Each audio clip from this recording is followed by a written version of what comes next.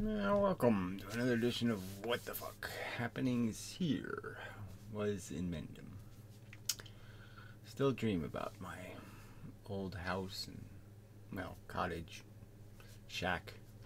Anyway, it's just, I dream more here for whatever reason. I wake up more. Something like that. So I guess I think I dream more because I wake up more and therefore I remember more dreams. Something like that probably is the truth. But really is, you know, I had a lot of back in my old life kind of dreams last night, and it's sad. Yeah, there. Anyway, so that's how my day started. Anyway, moving on. So, same old crap, really. You know, just do the same routine. Alright, it's not exactly the same because I'm playing a video, and I don't do that in every video. And I guess I'll reference, somebody left a comment for this wiki page that's really well written and kind of interesting, you know, in terms of the text. So they did a good job, old fan and friends, and, you know, just pointing out the whole philosophy and stuff, and, you know, all the arguments, and using a few of my phrases and whatnot. Okay, so it's sort of a tribute page in some respects, which isn't good, but anyway, quite nice. So I'll leave a link to that. It's in the comments on last week's video. Yeah, so that's probably enough gibberish. Moving on. So this subject, Piero made a video called "What's Life?" You know, I had to hyphenate it or whatever. You know, I mean, you can't even, what is life? It's kind of a serious statement, you know. I would argue the more important question is, what is it to be alive and human? Because clearly there's distinctions. You know, if you just look at life, again, if we take humans off the planet Earth, is anyone really going to applaud what's going on? You know, I mean, without the little human experiment folded into the whole mess, if you were just flying by, you know, and this was one of the views you had out your window, it's not exactly a petting zoo, right? I mean, you know, it doesn't look very nice. And if you were given the statistics, you know, on a little view screen, you know, the statistics of how many, you know, baby everythings are killed, you know, what percentage of them survive the first year or two of the struggle for life, you know, for the mammals. And then the carnage on the lower scale, you know, the whole bug thing going on. But you would actually watch that with some sort of glee, you know, this carnage? No, I don't think so. So the subject of life should be in the context of understanding what's actually happening, you know, and a conversation about what it is to be human should be about what it actually is going on around us, and what's our relevance, what's our place here, how do we get here. And so how we get here is kind of an interesting subject, and so Piero's a little bit on that subject. But again, it's in this, you know, phantasmagorical context of let's try to make it special and interesting and fun, instead of just recognizing that, you know, this is how, you know, you could draw these pretty pictures and have pretty animations for infection by smallpox. You know, the little smallpox virus goes in and multiplies, and just, you know, you're going to make that into a little happy story. So it's just a degrade of another insult to our intelligence, so to speak. But even having a conversation about something that just is just so undefined as a subject, you know, life is not one kind of thing. It's an evolution, you know, from, you know, something very mechanical to something we think of as less mechanical, but it's just something simpler to something much more complex. So the abiogenesis obviously just happened through a bunch of simple changes. You know, the first DNA molecule fell apart easily. Didn't need something to cut it in half, let's say. And then you had to have this idea of somehow isolating it, you know, with compounds, so then you could have more than one molecule, and then, you know, you could do different, you know, different progressions. I mean, I sort of argue that you could intuitively understand that this whole thing has to be kind of agitated, a bunch of molecules banging into molecules, so it's got to be kind of warm. And, you know, that the first cellular division was probably mechanical. It was just stuff hitting a rock, you know, and the little water molecules would break into two and that kind of thing. And then it became more and more sophisticated as it went along, blah, blah, blah, blah, blah. And yes, the chemistry probably looks like something. You know, if you could actually put a video camera inside a cell and watch all the little stuff going on, it might actually look like some of this stuff. It might. But these are just animations. These are just projections by humans, surmising. And again, they're doing it based on what they like to look at, rather than as dirty as it probably is in the real world. The real world probably isn't this clean. You know, nature really doesn't care, doesn't clean its room, you know. It doesn't do any of that bullshit. It just does enough that it works, and that's all that matters. Does it work? Does it get the job done? And, you know, that's what survives, especially when it comes to DNA molecules making things and causing changes in chemistry.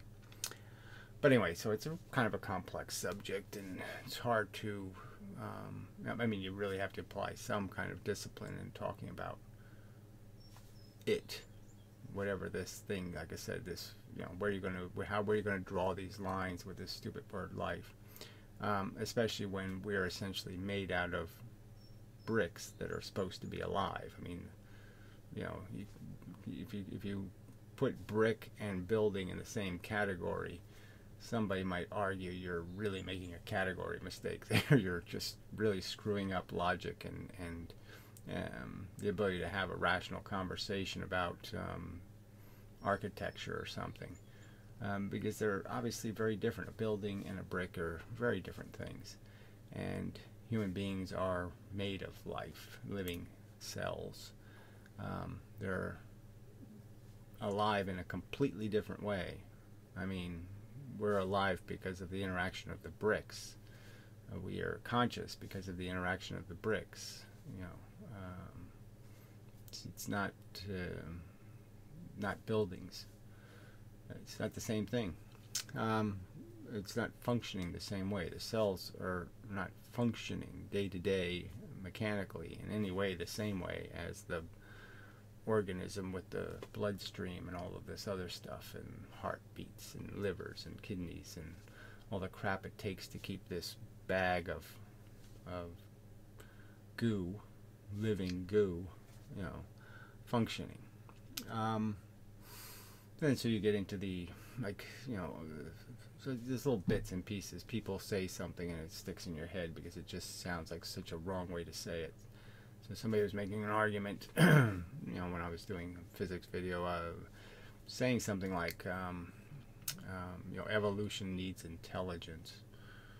And it's you know, it's this idea that, you know, yes, intelligent behavior, or behavior that is constructive to your survival, will be the behavior that is preserved through the evolution process. Once there's a selector, you know, once you throw a bunch of them into the environment and there's a selection process about who wins and who loses, the one that has the intelligence, okay, the whatever the programming that leads to success wins. But it's not exactly the same thing as intelligence, as in being smart or clever or even correct. And these words end up being confused, so you could end up with a, you know, a highly skilled psycho killer. Yeah, you're not going to call that intelligence, are you? Or you know, an extension of, or an emergent property of some kind of intelligence, when its entire motivation is inefficient and dysfunctional by any reasonable standards. So anyway, so again, the vocabulary fails us in so many ways, and Piro is just an example of that, because he takes complete advantage of any loopholes in vocabulary to, again, assert some positive fairy tale story that, well, you know, even though, you know, the witch ends up in the oven or something, you know, the gingerbread witch didn't really do anything wrong. Anyway, yeah, it's all okay. Never mind. It's a happy story. They're all happy stories. So anyway, he doesn't really say anything for the first 7 minutes, so we'll just ignore that. You know, we'll just pretend, because you might as well, because there's just nothing there. And then he's starting to talk about how he thinks water is the source of all life or something. It's some mystery, magnificent thing. And it's a really nice chemical in a lot of ways. I mean, it's, you know, it's very reactive. And oxygen especially, you know, oxidation, really important, this oxygen chemical. So, I mean, there's some connection, but I mean, what's so what? I mean, yes, there's going to be identifiable chemistry, and there's going to be chemicals that make it all possible. So what? Does that make them magical chemicals, or should we build monuments to them or something? It, you know, doesn't make much sense. And he's sort of talking about it as if somehow a living thing derives energy in some way from the water, which again just goes back to these people seeking their free energy or something. No, it takes as much energy to rip a water molecule apart. I mean, it's the hydrogen and the oxygen, you know, as independent agents. You know, that's energetic, but you're not going to get anything trying to break water and then remake water. That's not going to get you anywhere. That's circular energy. You lose as much as you gain. Anyway, let's play along. Its own program. Okay, so as we all know, this kind of thing shows DNA and RNA that are the programs. You can hijack a cell. So wherever the computational device is, it's not just on its own. And so we play this game with this word computational device when it's, you know, it's just an order, a sequence of events that are happening in a mechanical way. So, you know, like a rock, or I mean like a bird. A bird gets a headache and he falls off a branch in the tree and he hits this branch and he hits that branch and he hits that. I mean, there's an order to how he's going to fall.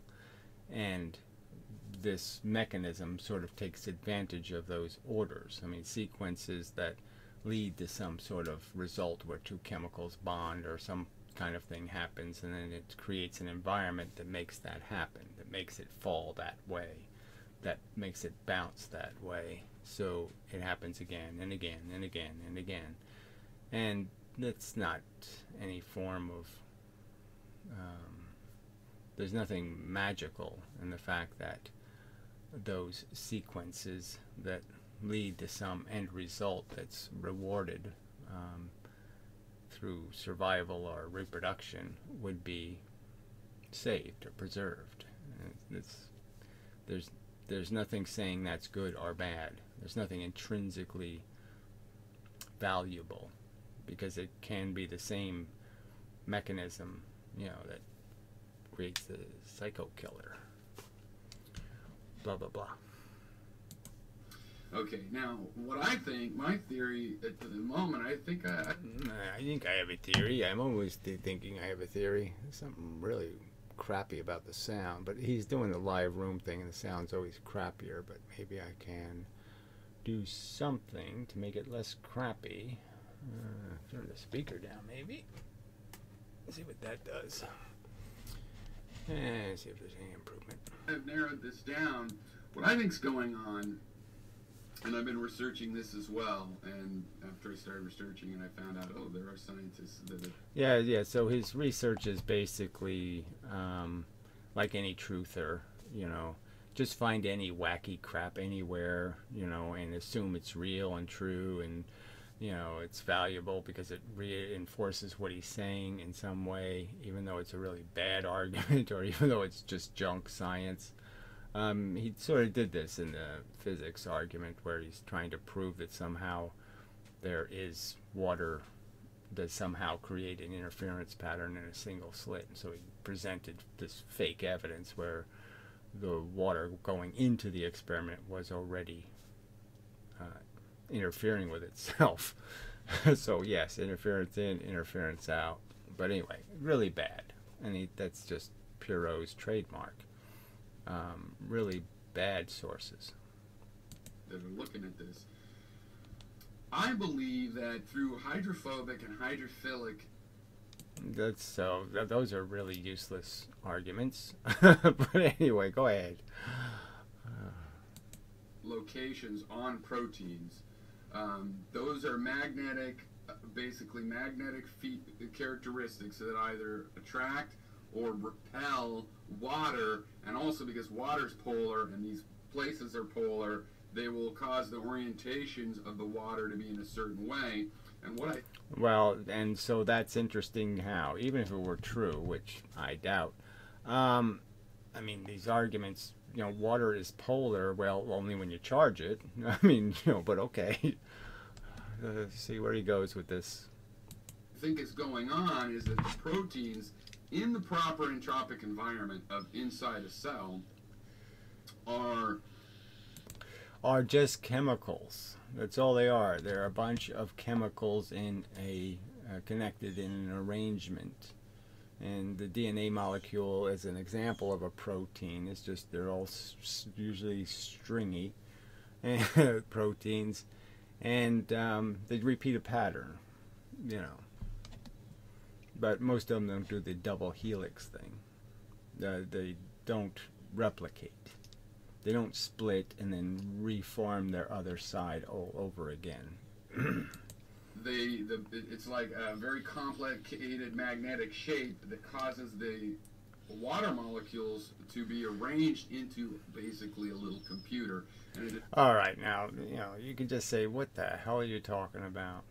The water molecules get arranged into a little computer. So there's they say this is water in this environment. So this is some protein walking along a microfiber inside a tubule inside of a cell. So over time cells they did everything in order, and they did the splitting of all the chromosomes in order. So these microtubules are essentially the mechanism that, when you see mitosis or something, you see the chromosomes pull apart. I mean, I remember seeing that as a kid, and your first thing it said to me was, what the hell's pulling them apart?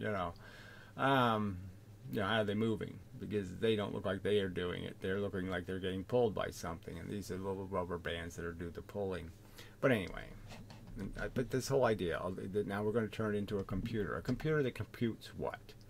So again, this whole idea that life and intelligence is somehow related to affirmative baby talk about what's actually taking place, which is the mass murder of most of the prodigy of the breeders. I mean, the basic form, nature, again, I mean, I've said it before, I mean, nature makes Freddy's nightmare a daydream. It's just so horrific when you really look at the statistics. And because human beings have separated themselves to some extent from those statistics, they still really haven't separated themselves in any dramatic way. We see every day on the news tremendous horror imposed on specific individuals, and certainly in certain places in the world, you still at birth have a 50-50 chance of surviving, to adolescence. Is those computers that are doing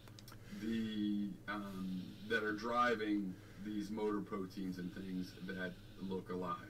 And so again, they look alive. So this is just more baby talk. It looks alive. You can make a computer simulation look alive. You can make anything look alive by just having it do a couple of movements, a couple of little jerky movements, and all of a sudden it looks alive. It just doesn't mean anything. Intelligently, we should be able to understand that you can't fall for that kind of crap.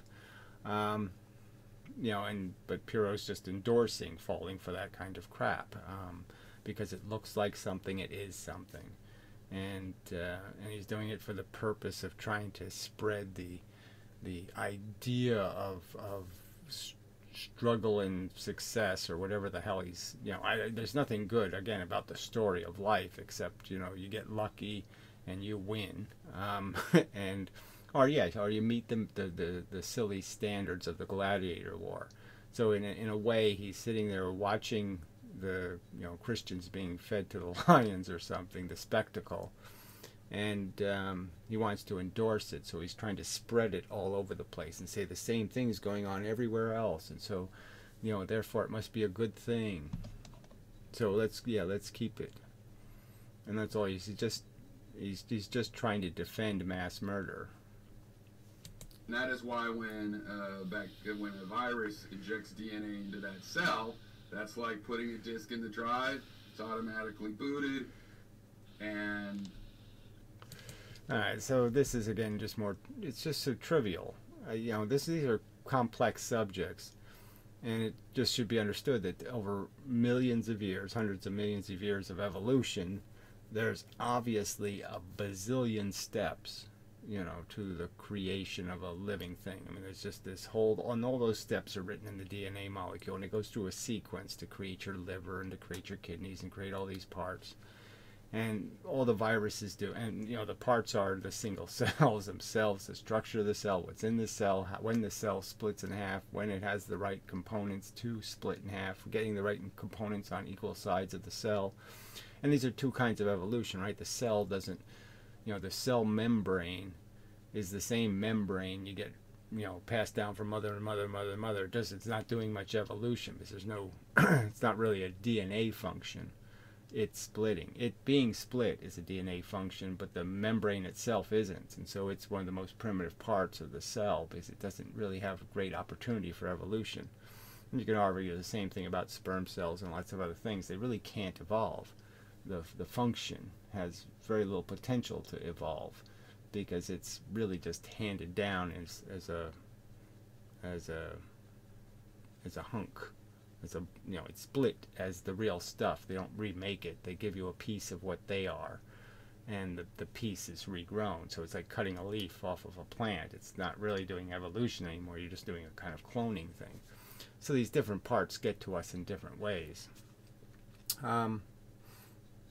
But it's a very complex subject, and again, just trying to glorify it all, make it into some sort of amazing story when it's a story of just how do you make tragedy. This is how you build it step by step. Have a stupid system of without standards and make a machine, and the machine just ends up being something that consumes way more than it ever produces, because it really has no chance of producing anything reasonable or rational because it wasn't programmed to do that. It wasn't being built to do that. So it's what randomness produces, a kind of randomness.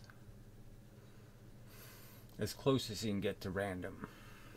The water computers are what's really doing the computational part of what the virus does. So he just keeps doing this, and so now he's taken it to a third level, right? So he's argued that cells have intelligence because they have these tubes in them, and he said these tubes are acting like neurons. There's no evidence they're acting like neurons. There's no evidence that they're storing vast amounts of information or making lots of connections and doing all that stuff.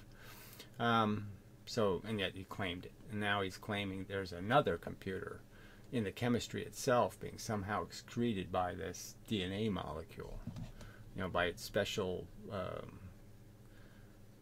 by the shape of its magnetic character, that somehow it's creating another thinking object to control destiny.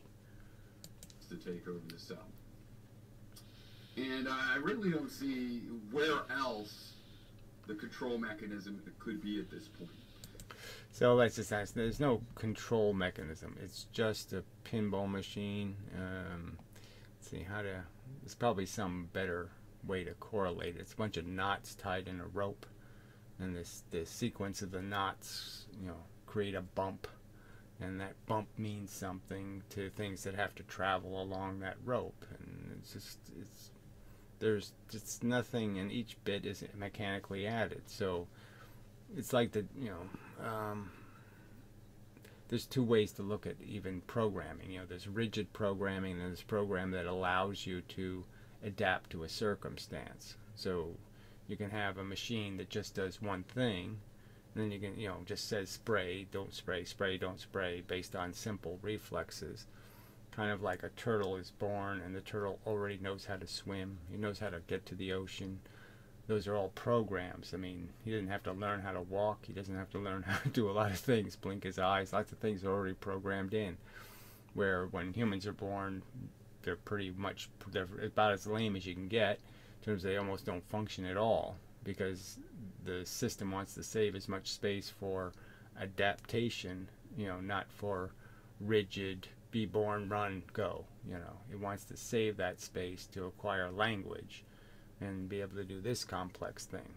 So it is our disability that is really evidence of our ability. The fact that we're not pre-programmed means we have more space to create a better operating system.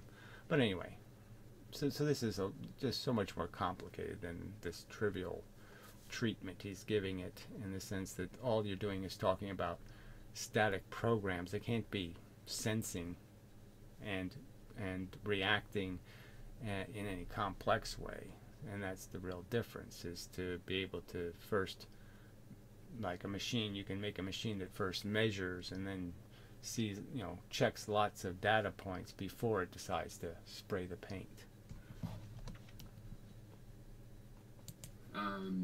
So how could you make water into a computing device? It's actually kind of easy to imagine in that. Here, I'll draw a little picture. No, it isn't. You're just so full of shit. No, it really isn't. Here. So you have the water molecule, and it looks like a Mickey Mouse, right? We all know that, and it really does, because that's where the hydrogens they fit in a particular place, because they're sharing electrons with the oxygen that already has some of its electron shells full. So you end up with a water molecule. Let's see. Being oh like yeah, this. that's great. You're really taking advantage of the technology. Right. Mickey Mouse. I have it on its side there, because what I'm going to draw next. Great. Look, this is a green card. So yeah, you're really useless. Thank you. You see just the drawing. Okay, right. So with the computer, when you have a hydrogen bond, what happens is that little tiny, the hydrogen side, which if I recall is a little bit positive, is the little bit positive side, ends up... really can't, positive. It can't really be the positive side. It's got 2 electrons on one side. It's clearly got to be the negative side. Lining up with pointed towards the oxygen of another water molecule. And I'll show you in a second how complicated these can get. Right, now the thing is, you can see how this bond... So you can see how this is just mush. I mean, it's just, how could this possibly, even like I said, even if it was true, how is this at all meaningful? What thinking do you think these oxygen molecules can do besides just being a hologram to something the DNA already has? It can't create any new information. It can't do anything of any interest. Of what value would be the DNA molecule going to the trouble of creating some image of the information it already has in water molecules? I mean, it's like he didn't think about this at all. This babble, and he's just going to now make water special. The lower guy is pointing, right, the one of the small circles, which is the hydrogen, is pointing at the oxygen of another water molecule. Well, you can see how this guy could switch over. It could be the other circle, right? It could be this other circle. Yeah, well, whatever. It's quite obvious to me that that's probably not how they line up, okay? They probably line up head to tail, like Mickey Mouse, Mickey Mouse, Mickey Mouse, Mickey Mouse. Because symmetry and balance is what all of this stuff seeks, and especially charged objects. So, he's basically drawing, well, it doesn't really matter, but continuing. I mean, these are atoms, okay, atoms, and an atom. And this is the oxygen is the big atom, the one with lots of little bits to it. And the fact is it only has 2 places you can connect to it, and that's the 2 hydrogens are connected in those places. It could be this other circle over here that was pointed up and doing the hydrogen bond. So you can see how in a situation like that, that could be useful as a bit, right? Because these chains of water... All right, so again, it's useful as a bit for what? And who's going to program the bits? And who's going to put stuff in the bits location? I mean, and in what format? I mean, how many? Is it 8-bit? Is it 64-bit? Is it 493-bit? You know, this computer? I mean, this is just such nonsense. I don't even... Why is he even going here? As if, again, somehow... the DNA molecule knows how to make a computer, knows how to give it an operating system, and then the computer somehow does something the DNA molecule doesn't do, doesn't know, and the water computer computes something and then tells the DNA molecule what it computed. I mean, it's just so frickin' insane. Molecules, it doesn't really matter as far as making the chain. It's stable with either of those hydrogens pointing. And so if it's this way, it's 0. If this way, it's 1. Or the other way around, doesn't matter. Point is, it has two stable... So this is just more of what's just pervasive in the world, as if it looks a little bit like something, it is that. Again, this seems like, so any similarity means, go ahead, throw it in the category. So dinosaurs are elephants because they have so much in common. Big, not too much hair. I don't know. So the same thing. Orientations. And so if you have complex water, let's see, complex water. Obviously, water is good at transitioning from different kinds of physical arrangements, the water molecules, and that's why the structure is so different when it's frozen, because it's trapping more space, and it expands, which is unusual for most compounds. But it just has to do with the fact that it creates patterns, rings, or different things, and you can go all the way to atomic structure doing the same thing, in the sense of the difference between soot and a diamond. I mean, exactly the same atoms. You're just arranging the atoms different to make a diamond versus making soot. This other thing here, what do they call them? Water.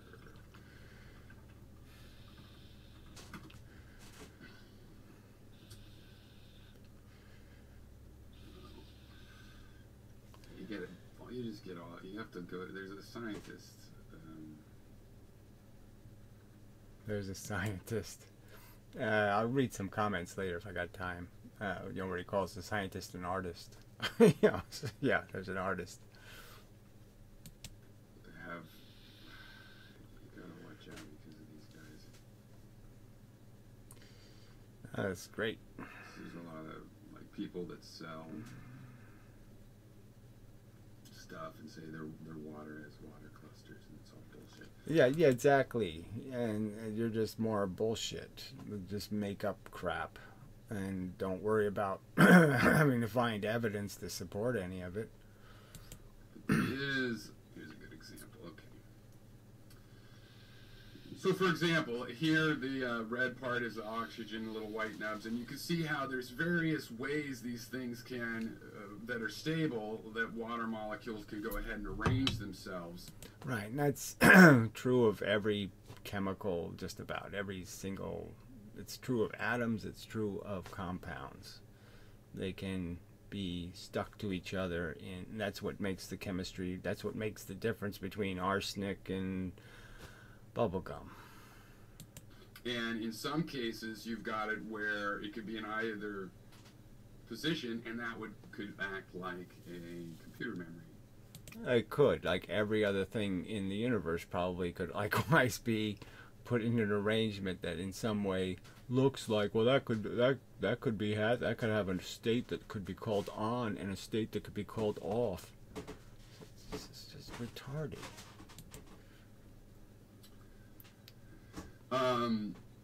The fact is that a lot of scientists have gone through and simulated what kind of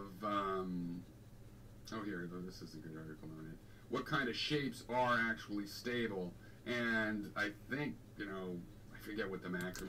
So again, this is like we've already seen it in snowflakes.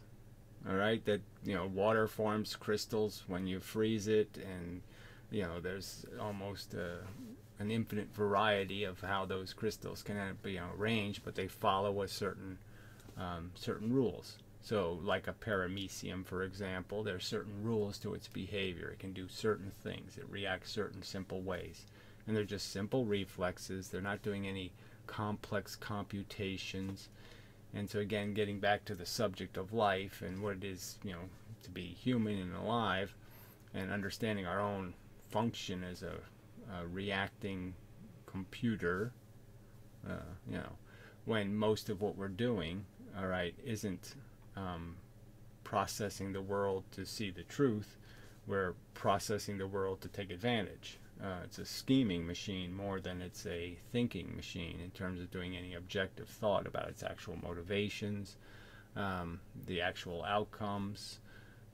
It just has to do with the fact that we have this desire mechanism that's built into our psychology, reward and punishment, and a lot of those rewards and punishments are based on simple processes of me hungry, me horny, me thirsty, me something that needs to be satisfied, me ambitious, and that much of our psychology ends up being built into this whole kind of ego struggle that just has to do with the social arrangement and alpha versus beta.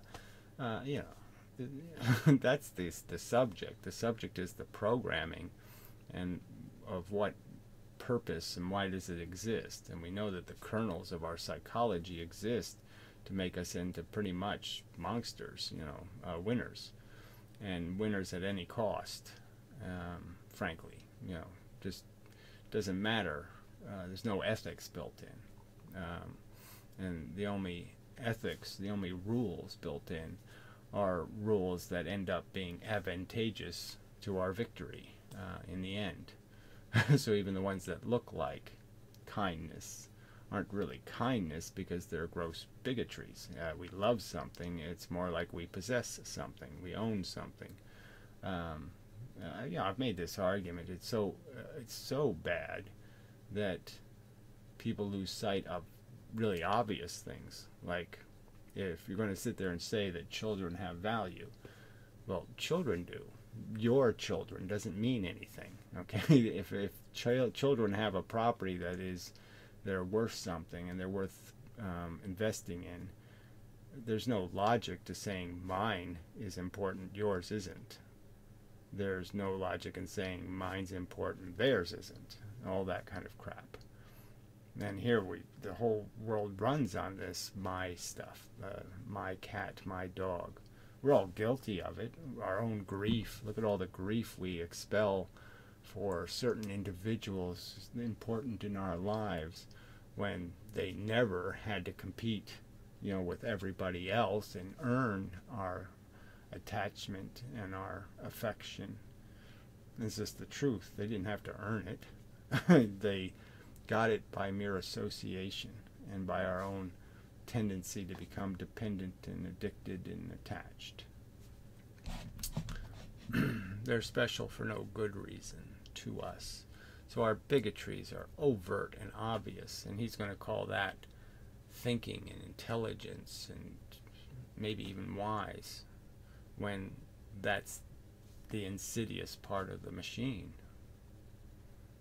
But it's hundreds and hundreds of watermarks. I mean, loving is about the biggest, is the most overt aggressive crime we commit against the world, is loving things, because it just is a demonstration usually of our own subjective, selfish ambitions.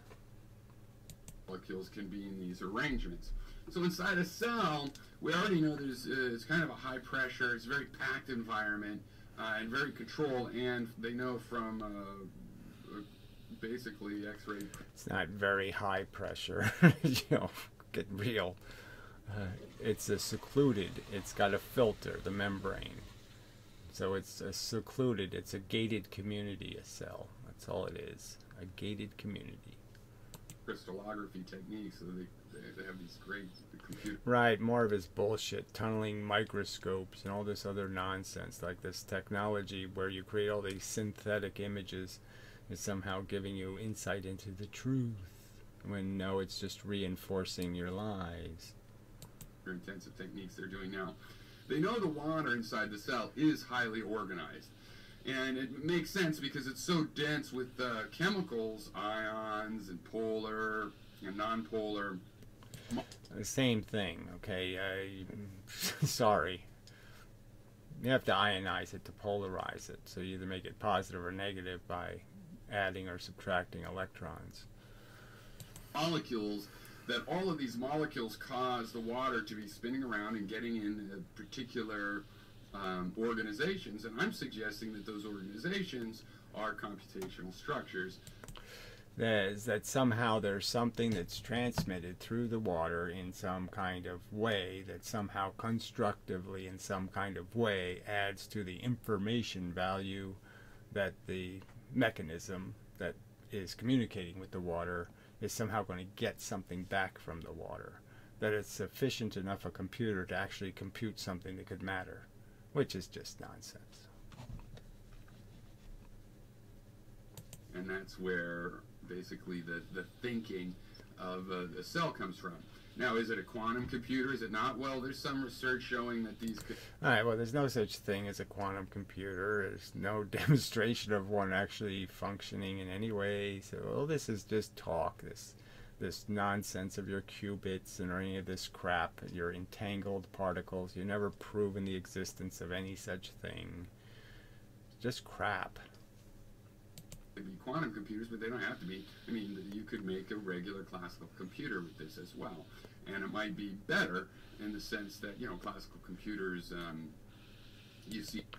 So again, there's no evidence that there's any capacity to in any way program it. There's no function that would allow that to happen, in the sense you could organize the bits into memory that you could access, or, you know, where you could store information in some section of the water and then pull that information out when you needed it, make, you know, comparisons, all the things computers do. None of this can't do.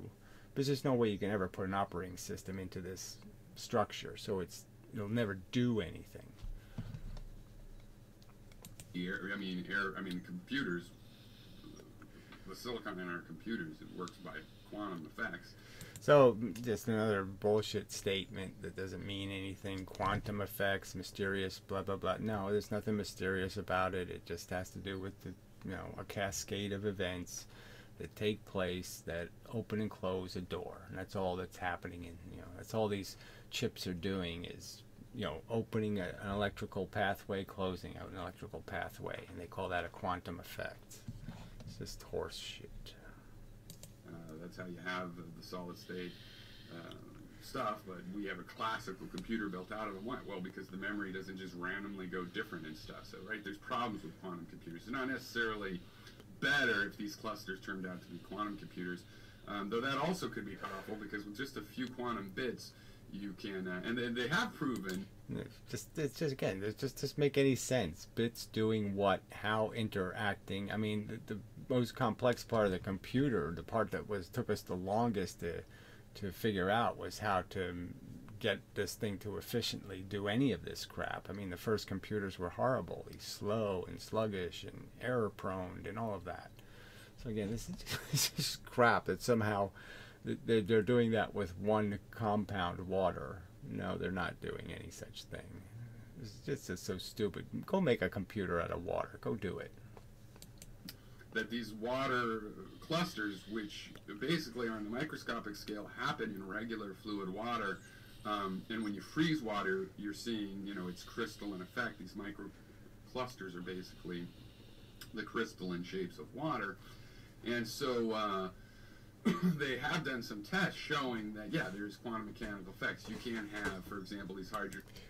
And what is being cold? Being cold just means that these atoms don't, they aren't getting agitated as much, so they're not being shaken as much. So when you don't shake water too hard, then it can form crystals. But if you shake it at all, the crystals fly apart. So again, this is just more nonsense. Somehow these crystals are really existing in the water when no, they really don't in the liquid water because it's way too hot.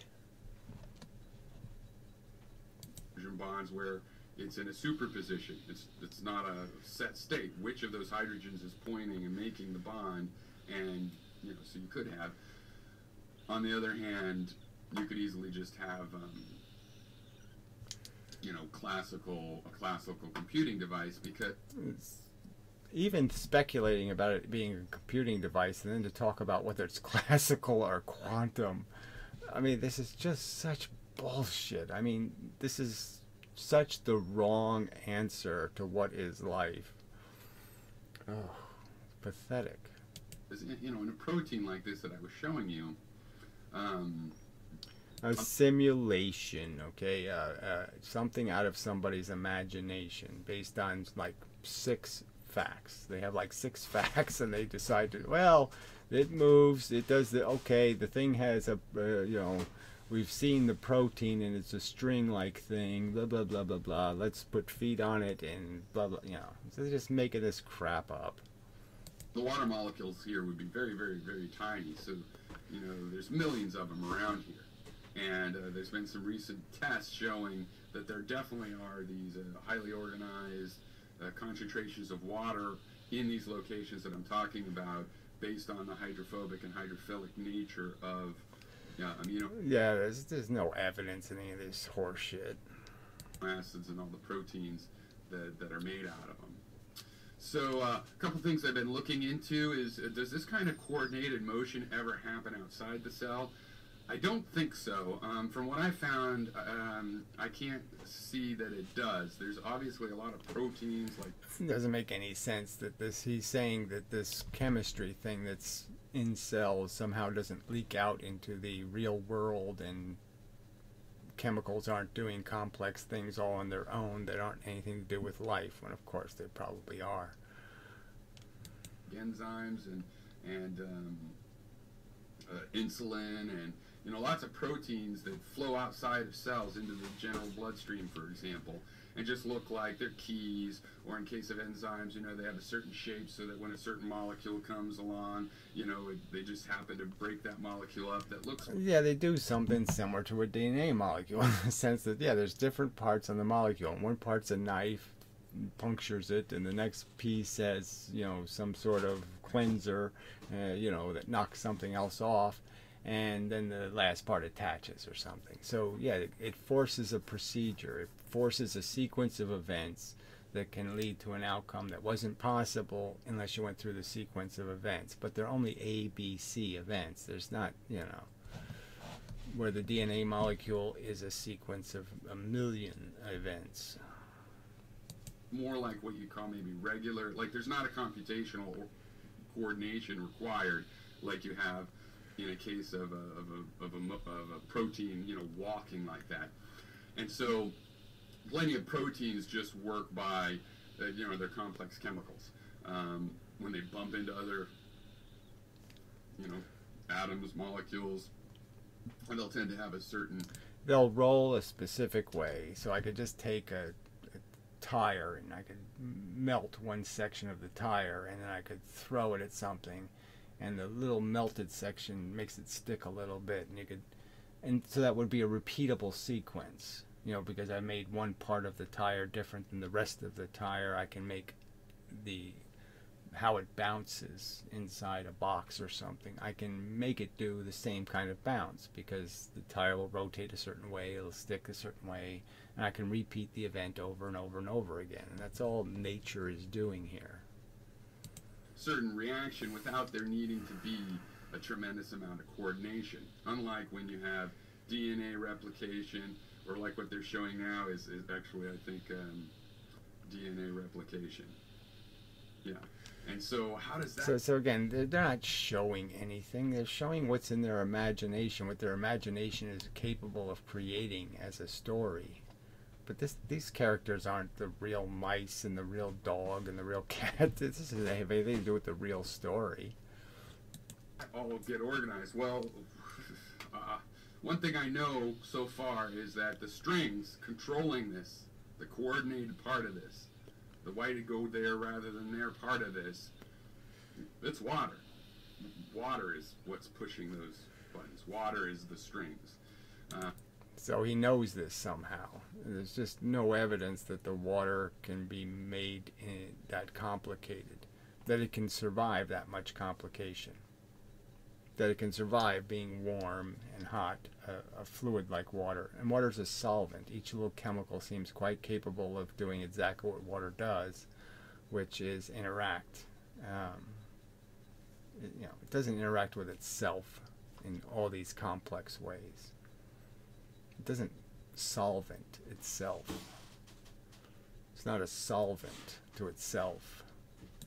The question really is only, well, where do they go on the other end? Do they leave the water, or is it just that the water gets organized in a way to do computation, which is what I think is the case. Right. Computation how? No programming, no operating system, no method to organize the information wherever the information is. I mean, the stimulus, it somehow knows that this what any one herky-jerky means. There's no way to tie these strings again. Again, we know how complex the brain is and the neurons having all the connections. There's no way water's doing anything like that. So again, just like everybody else's crazy scientific theories, except probably going to turn out true. Oh, comments before I... Whatever that means. No, you're obviously just another example of why they make jokes about tinfoil hats and all that kind of crap. Is because you're so undisciplined and you're just not bounding this to anything called reason or facts or evidence or any of that. I believe Jesus Perez, well, I hope he got over his anger before. Everything is probably energy in different forms or vibrations. Most humans now exist only in a fake matrix of false programs or false information. Well, sure. Well, sure. so just more bullshit where he just, again, makes up crap and then states it as a truth. I'll be back. Alright, should be back. Alright, so anyway, let's just recognize that the context of this conversation is, what is life? Life is a machine, living machines competing with each other, and the basic function is to feed and lay eggs. Our evolution is we were fish. Now he's trying to make that into some great and wonderful thing. So from his perspective, as some flyer through the universe, if he sees an ocean, dominated by great white sharks as the smartest thing in it, and a bunch of organisms just feeding on each other, just fish, and all we see fish ever do is seek food and then lay eggs and die. And he'd say, great. What a great thing. Isn't that beautiful? I mean, he's a lunatic. He's a psychotic lunatic. If you mean because we live in our psychological world, more than reality, but yeah, I agree with what you said there. So, Jesus Perez, let's call them who they say they are. He says he's Jesus, anyway. That's how they named him, in their own language, okay. It's not Jesus, it's Jesus. Everything is probably energy in different forms of our vibrations. What does that mean? It's just baby talk. Most humans now exist only in a fake matrix of false programs or false information. Again, just doesn't mean anything. What's the biggest fake parts? Oh, the fake parts is hey, that chick's fuckable. And that one somehow isn't. That's the fake part. And he says, so human brain computer is broken. Agree with you about H2O. So somehow they've both imagined this bullshit that somehow DNA molecules need a personal computer, to be able to do what they do. And so they have to make one out of the water. Fuck. This is stupid. I mean, I think we've proven that everything is energy in different forms. Energy is a silly word. Energy is only what we recognize as energy is an imbalance in forces. Okay, so if I'm halfway between the moon and the earth, I pretend there's no energy, right? Because nothing's happening. I'm not moving towards either one, so there's no energy. well, there's plenty of energy. I'm still being pulled by the Earth, and I'm being pulled by the moon, so there's lots of energy. I'm just not able to see it because there's no imbalance in energy. So again, they just don't get it. Not even close. Jesus Perez. So human brain computer is broken. I agree with you about H2O. It's probably a great source of energy we have not learned to use yet. Yeah, there's a lot of science. It's kind of, thanks, Jesus. I'm glad you weren't all mad at me because of the last video or whatever. But, I mean, you might still be mad at me, but I'm glad your comments weren't all about that. Thanks for being on topic and whatnot. So the thing is... what the fuck is this? Playing an ad in his video. Thank you.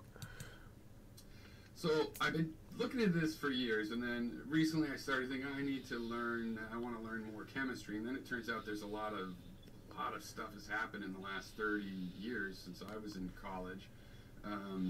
Yeah, well, he was in college, you know, but who knows how much colleging he did in college, you know, how much he was just, you know, doing the reefer madness thing. And the animations are better. We understand the shape of things and some basically more of the mechanical parts of how things go. And we've had time. Yeah, but I have a clue. You're just religious kooks who make up a story you want to hear. To figure things out, and also the computation to run simulations. Jeez, it's just going on to the next. Oh, there's an ad. Got a free ad. Great. Great for you. Good for you. And what was I? Oh yeah, and there's a lot of science on this right now. People are so these are his related videos of the political crap. He's got the little debunky effect or whatever it is, WTF effect. So it's funny. I mean, that was in my video, so I don't know whether that's why he's got that in his, you know, in Google's. We're not going to serve you the same. Everybody gets a different internet based on what you've clicked on, you know. So the search engine that doesn't really search the internet, it profiles you and then serves you crap it thinks it can hook you with. Scientists that don't necessarily, you know, they're interested in life, though not always, but just regular chemists and stuff. The techniques are such that they're looking into the organization of water inside the cell because says you. Separate from my little theory here, or my big theory, gonna win a Nobel Prize. A theory with no evidence, no supporting evidence at all, just nothing. Absolutely no reason to think that DNA molecules first need computers, that second they know how to program the water computer. It's just nonsense. Is that it definitely has to do with the organization of the water in there. You know, and the fact that water... It definitely, and you've given me all this evidence that just should compel me to believe so. Oh, that's right, there's no evidence. None, zero. None.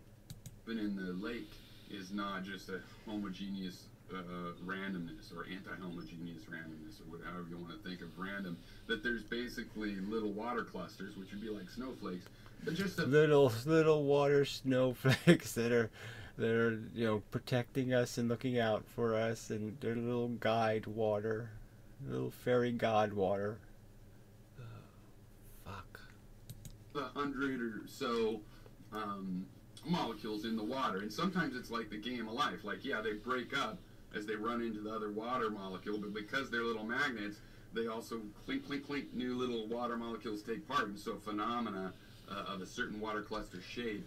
Well, whatever. There's very little evidence that water does much magneticking, but whatever.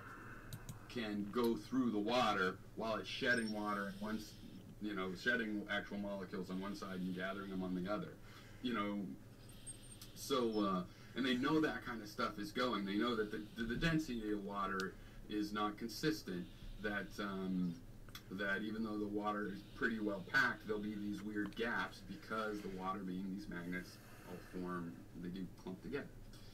So he says there's evidence for this clumping of water, and it could be the same evidence that exists for anything that has potential to be crystalline in the sense that it usually has to do with dirt. You know, there's dirt that makes that forces the separation from one crystal from another. It breaks the pattern. It breaks the functional repetitive thing that goes on. It hits a piece of something else, chemistry, and it diffracts and separates and scatters. And so that's all that it could be evidence of, is that there's density of impurities in water. And you know, and they're believed to be very short-lived. Most water, by classical means of testing, you know, would be very short-lived. These water, you know, at liquid temperatures. Now, when you freeze the water, that's what you're seeing, is these clusters, right? The regular shaping of the water molecule. But yeah, yes, but they don't exist when you don't freeze it, because it's all too noisy. So again, he's saying they exist when there's no reason to think they do. They only form because the water's quiet enough to allow them to form. In liquid water, you do the math and stuff, they would be just destroyed. They would only live, I forget whether it's nanoseconds or picoseconds. Some of them might live, you know, part of a microsecond or something. However, there's certain situations where, of course, they could, you know, be kept to survive. The shape could be kept longer, like they do when they're frozen. But there's situations where they'd be liquid, where that'd be possible in a very carefully controlled environment, like you have inside of so again, just more bullshit. That's a carefully controlled environment when it's still at a very high temperature. You can't carefully control anything on the cellular or on the atomic scale. It's just bullshit. So that's my theory, and you're welcome to watch as it gets verified over the next 10, 15 years. Yeah, whatever. Oh, Jesus. Again, it almost ruins conversation that idiots are allowed to engage. It's like, you know, the very good driver argument. I mean, he actually has, you know, there's, you know, actual functional, real, classical, hit by a bus retards, you know, calling themselves philosophy matters, you know, and saying things. You know, they talk like they somehow know something, you know, and they don't know anything. Anyway, so I'm not going to bother. The comments are just, dang, did I miss any illusion that actually exists? Where, when, how? Whatever. So it's just all, and he calls himself tinfoil hatter, right? So it's just, you know, what's the point? There's no discipline to any conversation. People just say shit as if it's true, and they got nothing. No chain of reasoning, no logic, no evidence. They just walk into the courtroom and just make up a preposterous story and lots of invisible men in it and say, there, haven't I proven the case? And all they really have to do is argue to a bunch of imbeciles, you know, called the jury, and convince them. And they already believe in invisible men, so it's not a hard job. So anyway, it's enough. Sorry, this was more of a, I didn't watch, I should have pre-watched, and then I would have known he's not going to say anything. It's just about life anyway. You know, nothing about anything that could be really relevant to, again, you being a human alive at this moment in time. And what is really important about that fact is that here we are sitting here in this position. We're going to create the future.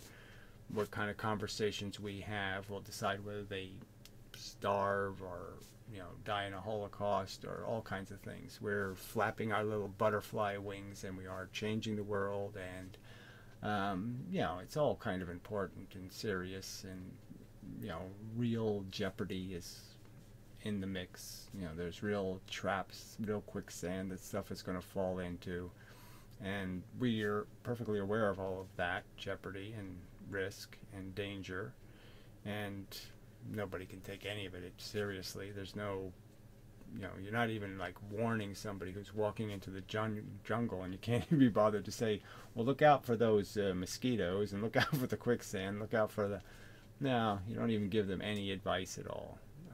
You just sit here and do this, whatever this fairy tale making up bullshit storytelling is. Just a bunch of nonsense, totally irrelevant to what really matters.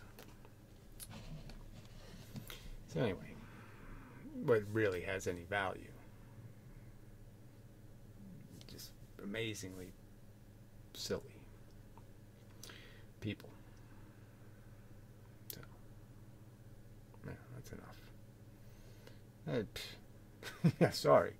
Say not. There's enough in here. There's enough value to get something out of it. All right, not much, but okay, something.